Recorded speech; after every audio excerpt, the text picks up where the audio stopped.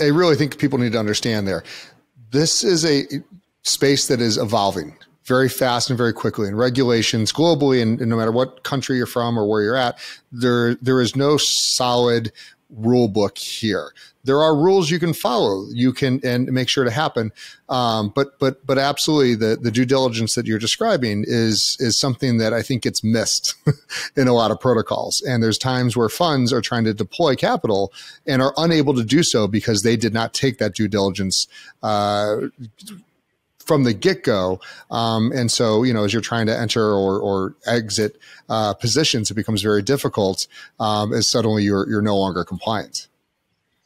And I mean, I think absolutely, totally agree. And it's as much about vendors as it is, and that's a very important part of how everything fits together. You need great custody, you need great security, but it's also about policies, procedures.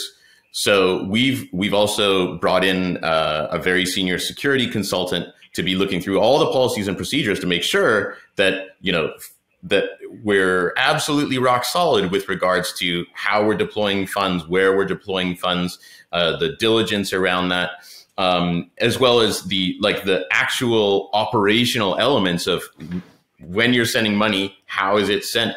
And before that, we have a very robust investment committee. So it'll be myself, my partner on the investment committee, also a former managing director of Goldman Sachs, who's now the treasurer of a significant protocol.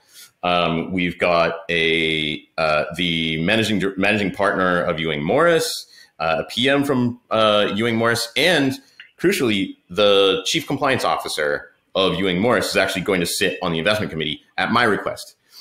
Because crypto is a little bit different. In a traditional investment committee, you have these of course, you're considering risk, but I would say a lot of it is, of course, investment risk. Some of what we need to consider in this is reputational risk, for instance, of where we're pledging assets in order to yield them.